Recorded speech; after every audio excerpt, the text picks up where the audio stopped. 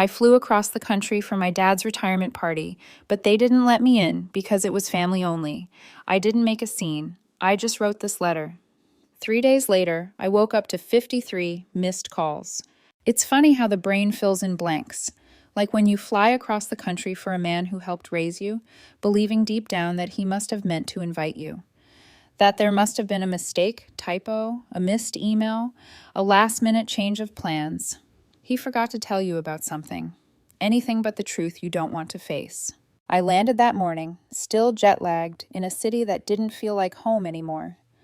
My heels clicked across the marble floor of the event hotel while I tried to steady my nerves.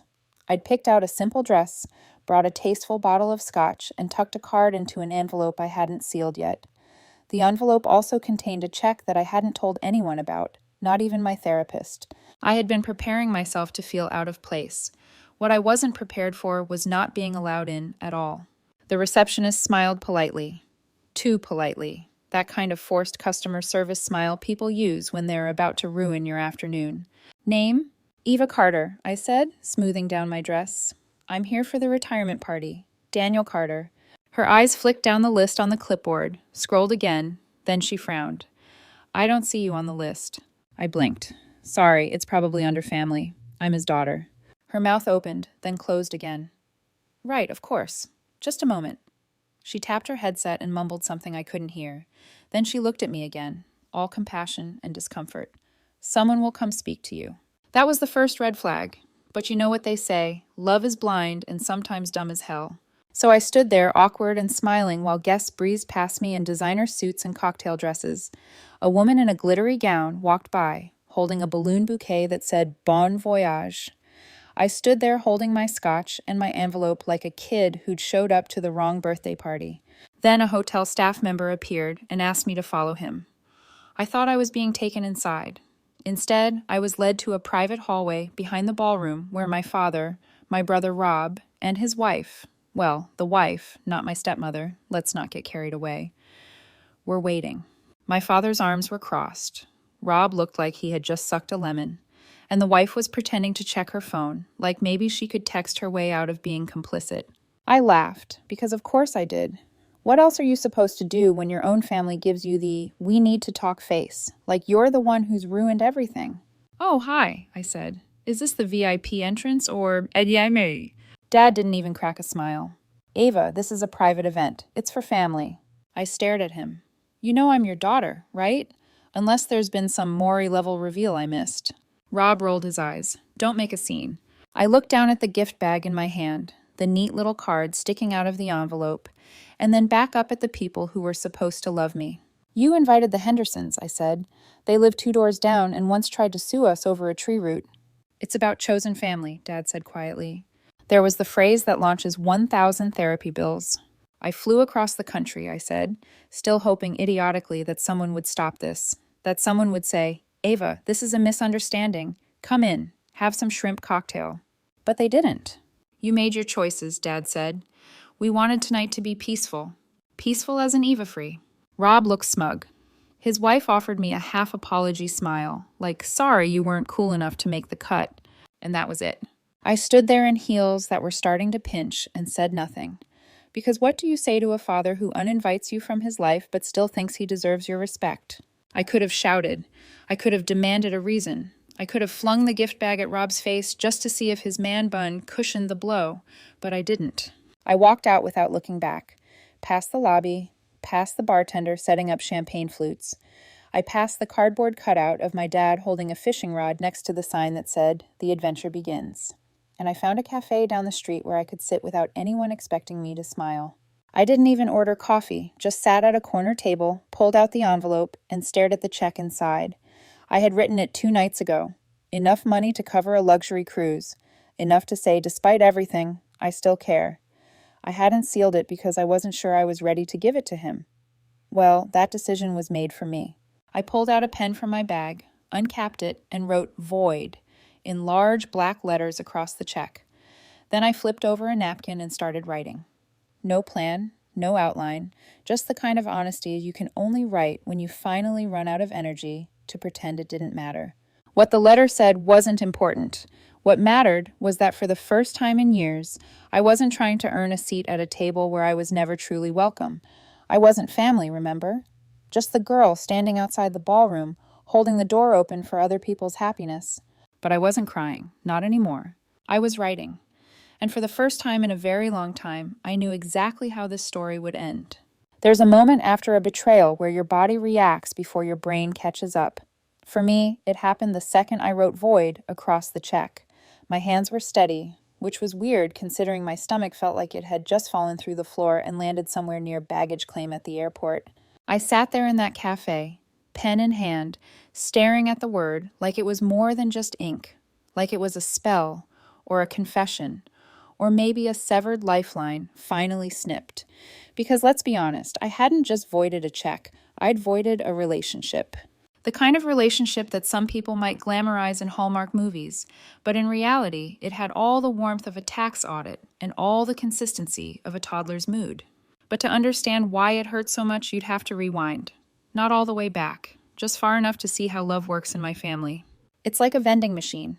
You put something in, money, loyalty, a favor, and if you're lucky, you get something sweet, a smile, a love you kid, maybe even a compliment about your hair, if the stars align and Mercury isn't in retrograde. But if you don't pay up, if you hesitate, if you dare to question the transaction, well, then the machine spits your quarter back out, calls you selfish, and tells everyone you're dead to it. My dad was the CEO of Emotional Vending Incorporated. When I was a kid, he used to call me his little star, usually when I won something, spelling bee, piano recital, perfect attendance. He'd brag about me at barbecues, slap me on the back like I was a miniature stock portfolio performing well. But when I got sick in ninth grade and missed 2 weeks of school, suddenly I was too dramatic. He told people I had a flair for exaggeration. I was literally in the hospital with a fever of 103, and he joked that I just wanted attention. Funny thing is, he wasn't wrong. I did want attention. I just didn't think I had to earn it by nearly dying. Then there was Rob, the chosen one, the Messiah, the human golden retriever. He could wreck the car and Dad would say, "He's young, he'll learn." I got a parking ticket once, won, and Dad called me irresponsible and asked if I even understood how money worked. Of course, that didn't stop him from asking me for money when things got tight. Yeah, let's talk about that, shall we? Fast forward to adulthood. I moved out at 18 the minute I could. Not because I was brave, because I was exhausted. Home was like walking on eggshells in a minefield while blindfolded. You never knew what would set him off. I got a job, I moved to another city, and eventually I started to breathe again. But the calls kept coming. At first it was just the occasional guilt trip. You never visit, Rob misses you, your mother's turned him against me. Then came the small asks. Could you help cover the electric bill this month? I forgot to renew the car insurance, can you spot me? And then the bigger ones. Medical copays, emergency vet bills for the dog, a mysterious loan that was just until next payday. A payday that shockingly never arrived. Me? I paid. Not because I was rich. I wasn't. But because I thought maybe, just maybe, if I kept showing up, if I kept saying yes, he'd look at me like I mattered. Spoiler alert, he didn't. He looked at me like a bank account with bad boundaries. I didn't even realize how much I'd contributed until I tallied it all last year. I'd covered nearly 9 months of his rent, piecemeal of course, so it never felt like too much at once. I'd paid off a dental procedure for his wife. I'd co-signed for Rob's used car when Dad's credit didn't cut it. And the big one, I covered the deductible when he crashed his boat into a dock because he was tired and the sun was in his eyes. You'd think I'd have learned by then that the vending machine wasn't broken. It just never had anything for me to begin with. But nope, I kept trying. Until 2 months ago, when he called and said he wanted to retire early. 60 was just around the corner, he said, and he wanted to see the world while he still could. Before the knees give out, he joked. I laughed, because that's what I do when I feel cornered. And then he hit me with it. He wanted to take his wife on a cruise, a long one, multi-country, the trip of a lifetime, and he wanted my help financially. You're still young, he said. You've got years to earn it back. I just want this one thing before I go. Before he goes like he was dying, like this was his make-a-wish. I hesitated. I told him I'd think about it. And the next day, I got a text that said, "You've made it clear where you stand. Good to know." Classic vending machine. Didn't get the snack. Must be broken. We didn't talk after that for weeks, not even when I RSVP'd to the party. Well, I tried to RSVP, never got a response. I told myself it was just Dad being distracted, that maybe he was mad, but he wouldn't actually cut me out. Which is why, when I bought the ticket, packed my bag, and flew across the country, I slipped that check into the envelope anyway. Because I was still that kid trying to buy her way into a hug.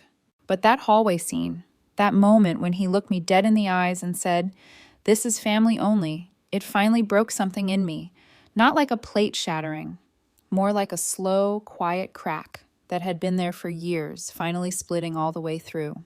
So yeah, I voided the check, but not out of revenge, out of relief, because for the first time in my life, I saw it clearly. I wasn't walking away from love. I was walking away from a performance, one I'd been cast in without my consent, and I was done auditioning. There's something weirdly satisfying about writing a letter with no intention of sending it, except this time I was absolutely sending it. I wrote it in a cafe that smelled like burnt espresso and regret, scribbling onto hotel stationery I had yanked out of my purse, the kind they give you in the welcome folder with your room key, like, "Here's a robe and a pen, pretend your life is together." The pen was running out of ink halfway through the second paragraph. I considered taking it as a sign. Then I reminded myself that signs are for people who still think life is fair. I crossed out a line, rewrote it with more venom, then looked down at the check again. I hadn't written void just once. I'd written it 3 times, all caps, bold strokes, one of them slightly diagonal, like a scar. Then I started on the envelope. Dad's home address, the one I used to live in. The one with the peeling shutters and that rusted lawn flamingo that he swears is vintage. I sealed it up fully, like a ritual, and then I walked, calm, composed, and empty, to the nearest mailbox and dropped it in. The moment the envelope disappeared, I felt a strange kind of peace, the kind you get right after a tornado passes, when everything's still ruined, but at least the screaming stopped. The next day I got a voicemail from Dad. "Eva, I think there's been a misunderstanding. I got your letter. Can we talk?" Misunderstanding. That word again. The Swiss Army knife of manipulators. I didn't respond. 2 hours later, another voicemail. No apology, just a sudden warm tone, like nothing happened. "You know I love you, right? This trip, it was just a dream, but it's not worth losing you over." Which is rich, considering he'd already uninvited me from his life like I was an old coworker who once stole his lunch. By the third message, the crack started showing. "I don't know why you'd embarrass me like that. Everyone saw it, Eva." But there it was, not what he did, just that other people saw it. Apparently, my crime wasn't being hurt. It was being hurt publicly. I still didn't answer, not out of pettiness. I just didn't trust my voice not to shake. But I didn't have to wonder how he was taking it, because my phone lit up again 2 days later. Not from him this time. It was Rob. "Congrats, you blew up Dad's party. You happy now?" No greeting. No question about how I was doing. Just Rob being Rob, the patron saint of selective memory. I didn't reply, because what do you even say to someone who watched you be humiliated and still thinks you're the problem? But the real fallout came on the third day. 53 missed calls. Some from my dad, a few from unknown numbers, one from my Aunt Carol, who I haven't spoken to since she told me my tone was the reason people didn't visit me. I found out what happened from a text from a cousin I barely knew. He sent a blurry photo of my dad holding the envelope, standing in front of a half-eaten cake shaped like a cruise ship. According to him, Dad opened the letter during the thank you speeches. He thought it was a sentimental surprise. The room had gone quiet as he read it. At first they thought he was getting emotional. Then he turned the check around, void in 3 angry strokes. People were stunned. His new wife, the Instagram perfect one who referred to me as his complicated daughter, got up and left the table. Apparently she thought the cruise was happening next month. Guess she should have married a different bank account. That night, Dad texted again. "Please call me. We need to fix this." Fix what? My childhood? I finally listened to one of the voicemails, just to see if anything had changed. Spoiler, it hadn't. He sounded desperate, but not for me, for damage control. "You've made your point. I just don't think it was fair to make it there. People are talking, Ava. People are talking." And there it was again. His favorite concern. Appearances. Never mind that he'd systematically pushed me to the edge of his life, like I was a guest who overstayed her welcome. Never mind that he'd built a fantasy retirement plan partially funded by my bank account. Never mind that I had helped pay his bills in silence for years, while Rob got praised for remembering birthdays. But I was the problem, because I had dared to speak. Well, right. The next few days were wild. I found out from a mutual friend, Reed, someone who used to babysit Rob's kids and now sends me thinking of you memes when drama explodes, that Dad's wife had packed up her things and moved out. Apparently, she'd already posted a vague Instagram story with the caption, "Sometimes the vacation you need is away from the people who hold you back." Subtle. I'm not saying she was a gold digger, but if the gold did disappear, she wasn't sticking around for the mining. Then came the real kicker. Dad canceled the cruise.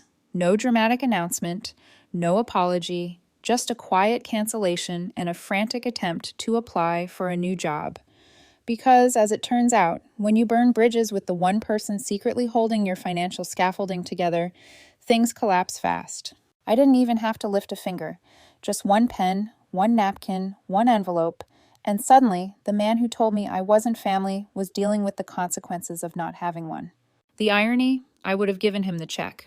I wanted to, even after everything. Even after the guilt trips and the exclusion and the "you made your choice" garbage. Some part of me still wanted to believe there was love under all the manipulation. But there wasn't. There was just need, expectation, control, dressed up as affection. And now there's silence, which, oddly enough, feels like the first honest thing we've shared in years. You know that moment in a horror movie where the monster is finally gone, but the protagonist still checks under the bed just to make sure?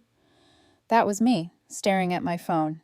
I didn't answer any of the 53 calls. I didn't need to. The voicemails were more than enough. Dad sounded like a man who'd realized his parachute wasn't packed and the ground was coming up fast. First message, gentle, charming. "Eva, sweetheart, can we talk? I think there's been some kind of misunderstanding. You know I love you." Second message, slightly cracked around the edges. "You didn't have to do it like that. That was cruel. People are asking questions." Third message, "You've made your point. You embarrassed me in front of everyone. Congratulations." Ah, there was the real problem. I'd shattered his illusion, his perfectly curated fantasy, where I was still in the wings, waiting to play the dutiful daughter. Fourth message, full desperation. "I know I've made mistakes, but don't do this. We need to talk before this gets out of hand." Before what gets out of hand? I wasn't sure until I got a text from Rob. "Did you seriously tell Aunt Linda that Dad used your money for the house? What is wrong with you?" So, we were entering the unraveling stage of the crisis. I hadn't said a word to Aunt Linda, or anyone else for that matter, but apparently, once the envelope incident went public, people started doing the math. Like how Dad had managed to keep his mortgage afloat despite retiring with little savings, or how Rob's new car mysteriously appeared after Dad's insurance fell through. Turns out, when you remove the silent financial engine behind a man's carefully constructed life, the engineless shell makes a lot of noise as it crashes. I didn't respond to Rob because I was busy doing something else, something I hadn't done in over a decade. I rested, for real. I slept through the night without anxiety dreams. I stopped checking my phone every 5 minutes, waiting for a guilt missile. I even went to brunch like a normal person, with bottomless mimosas and zero sense of dread. But peace never lasts long when a manipulator is spiraling. A week later, I got a message from a number I didn't recognize. "Eva, this is Carolyn, your dad's HR rep. He listed you as an emergency contact. He's trying to apply for a contract position and needs your tax documents for some reason." I stared at the text like it had personally insulted my IQ. He had listed me as an emergency contact, the same man who told me I wasn't family. It was almost impressive. The man was out here trying to file for jobs using my information while simultaneously pretending I didn't exist at public functions. I replied with one word, no. 5 minutes later, a call from an unknown number. I didn't answer. Then came a string of texts from Dad. "I just need your help for a little while. This isn't permanent. Don't be cold, Eva. I'm your father." Ah, the classic hits. And then, because manipulators never quit, he tried a new tactic. He emailed me. Yes, emailed me. A full essay titled, "Let's Try Again." I skimmed it. It was part apology, part sob story, part fundraising campaign. He admitted he should have handled the party differently, that he was hurt by how I pulled away after all he'd done for me. He said retirement hadn't gone as planned, no kidding, and that he was now looking at downsizing, maybe a small apartment near Rob. Poor Rob. Can't wait for that bundle of joy. He ended the email with this gem. "I know you're upset, but I believe we can rebuild this family. I believe in second chances." Second chances, funny. I'd given him about 50. He just didn't notice because they were quiet, unpaid, and conveniently off the books. That same day, I got a message from his now ex-wife. Short, brutal. Hope the check was worth it. He was never going to take me anywhere. Guess she found out that retiring to travel was just code for hope my daughter bails me out again. She left him a week after the envelope incident, packed her bags, moved in with a cousin, and changed her last name back within the month. I only know this because a friend of hers followed me on Instagram and sent me a very satisfying photo. Him, at a rental agency, filling out forms alone. I didn't respond to her either, because the truth is, I didn't need to. I had already said everything in the letter, not just the literal words, but the act itself, the message that I wasn't coming back, that I was done pouring myself into a well that never held water. And slowly the calls stopped. The texts slowed down. The family drama moved on without me. For once. Rob unfollowed me on social media. Dad went back to work, part-time as a consultant, then full-time when the money ran out.